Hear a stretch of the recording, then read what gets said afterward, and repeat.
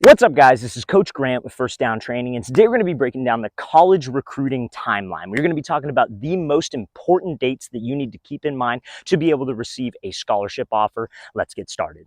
Now, before we get into this video, fellas, something that all college coaches want to see in recruits is speed and explosion. So if you guys would like to get faster and want access to 50+ speed and agility drills that you guys can do with the exact sets and reps to follow and a video example of each drill, check out that very first link in the description below, fellas, for First Down new speed and agility training. So if you guys would like to get faster, improve your 40 time, your on-field explosion, again, very first link in that description below. Let's get back to this video.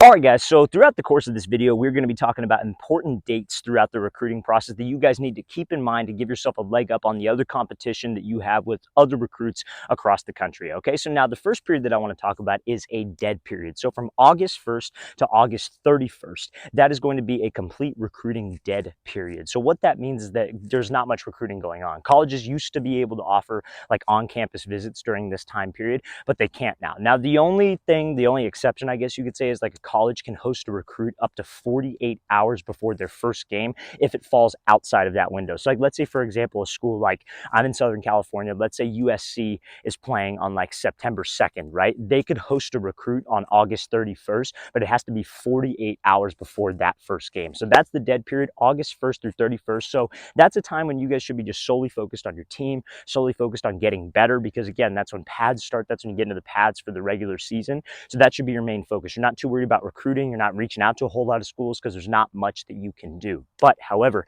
it is a time to where you can get better. So when you showcase it on Friday nights, which is the next period that we're going to be talking about, you are ready to roll.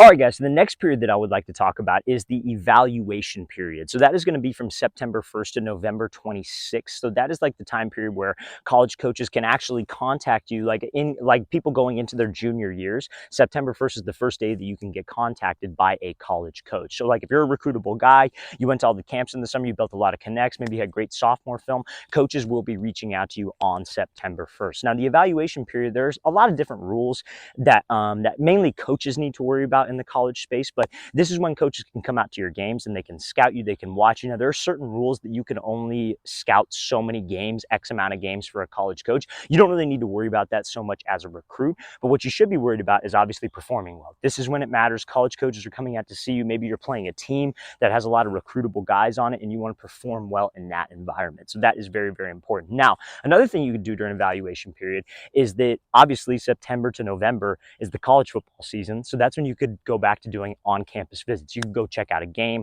A college coach can invite you out to a game. So this is a great time period to kind of build relationships with college coaches, showcase what you can do. And usually colleges will come out to scout you on like their bye weeks, right? So like, let's say you have a bye in the middle of October. That's when they'll usually send coaches out to go scout certain players if they want to see them perform live. So again, September 1st to November 26th, that is the evaluation period when it is very important that you showcase your game skills in actual person for those college coaches watching you.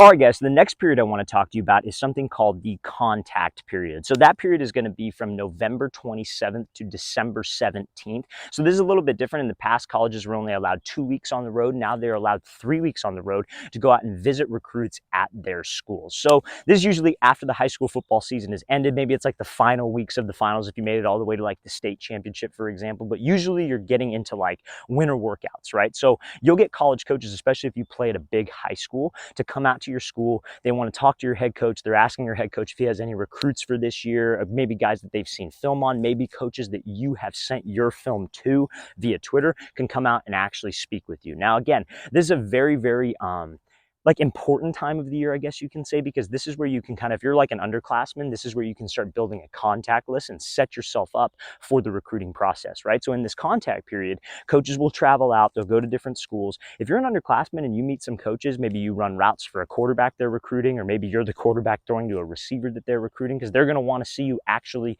do some skills on field. They're allowed to do that. This is where you meet a lot of people, and this is where you should be shaking their hand, introducing yourself. Not that that matters because they get introduced to a lot of people, but you should get their Twitter information. Follow them on Twitter. thank them for their time, say it was nice meeting them, so you have that contact. Because listen, let's say a Division I school comes out to your school, and maybe you're not a Division I guy, but you want to play college football at the next level. And let's say that coach, he's an assistant coach, he's a receiver coach, he's on the road, you follow him on Twitter, you have that connection. But let's say he moves up to maybe like a offensive coordinator or head coaching position at a smaller school that you feel you could get recruited to easily. That's a contact that you have now all of a sudden. That's somebody that you could reach out to. Hey, coach, here's my film. This is my film for the season. I met you here. It's an actual personal relationship. And you could go to camps where those coaches have already, like coaches that come to your school and you have communication with, those are the camps that you should be going to. You shouldn't be going to camps where you've never met the guy, never talked to the guy. You should go where you have somewhat of a relationship. So that's important. But this contact period is one of the most important periods in terms of the recruiting process. All right, guys, so the next recruiting period I want to talk about is going to be the next contact period, a dead period, the 2 dead periods that you'll have in this kind of like winter season. So right after that first contact period, you'll get a break for the holidays. There will be a dead period where there's no really communication. It's kind of a break for the holiday season, Christmas, New Year's. And then you guys will start back up with the second contact period all the way from January 12th to the 28th of January, okay? So now, or excuse me, I want to say it's January like 14th to the 28th, but that's kind of your range. And then from January like 30th all the way to February 28th, you guys will have another full month-long dead period. And then we get into kind of the spring season of things. But then again, the contact period that you'll be going through is pretty much the same exact contact period as before. Now just everybody's back into winter workouts. Everybody's, at the school, I guess you could say. Nobody's really playing for state. Nobody's really busy with that. And this is, again, same contact period. Coaches are going to want to see you perform. They're going to want to meet you. And there's a great opportunity for younger recruits to build rapport with different college coaches. All right, guys, from March 1st till April 14th, that is going to be a quiet period. So coaches are not going to be able to come out to your school and visit you guys. They're not going to be hitting the road. They're going to be probably busy with their own spring ball. But what they're still allowed to do is host recruits for like junior days, unofficial visits, and host campus visits. Now, again, this is important, especially like this is like kind of a time of year where in high school sports 7-on-7 is really popping. It's a really popular thing that time of year. And that's when you see all these 7-on-7 teams going to different colleges where, like they put the uniforms on, they do the unofficial visits, and all that's great and all that's cool. But like, honestly, at the end of the day, it doesn't really matter. Like if you have a prior relationship with the college coach, yeah, you should go check it out. You should go visit the school, put on the uniforms, all that's great. Go to different camps that they'll probably have in the summer. But at the end of the day, this period, it's a quiet period for a reason. They're not actively going out to schools and recruiting, but you still can visit the campus, talk with coaches, but it's a little bit more of a quiet period, hence the name. All right, guys, now the next period is going to be from April 15th to May 31st. So that is going to be another evaluation period. So this is when college coaches can come out and kind of watch recruits during spring ball. So they can't really, there's a new rule that they can't visit a recruit or see a recruit on Sundays, but it's very, very rare, obviously, for high schools to be able to have practice on Sundays. Usually it's Monday through Friday during spring. But this is when college coaches can come out to spring ball, evaluate you, watch you practice. In certain states where you during spring ball in full pads, they could watch you in full pads, see how you move, etc. So this is a great evaluation period. This is another opportunity for you guys, just like the evaluation period during the actual season that we discussed, where you guys can showcase your skills to a college coach and stand out to them. Now, the whole reason of this video is just so you guys have these dates marked on your calendar to know what to expect and know what's important, right? What times of year should you be focused on, the recruiting aspect of things, and what times of year should you be focused on your team, focused on building your skills, etc. All right, guys, so from June 21st to June 26th, it is going to be another quiet period in the recruiting process. So this is where, college coaches, again, can host you for visits, can have on-campus visits. You could go check out the school. This is where they have a lot of their different college camps throughout the month of June. But they're not going to be actively recruiting. They're not going to be out on the road. And that's a lot of what it is in July as well, because they're starting to get prepared for their actual season. Now, from like from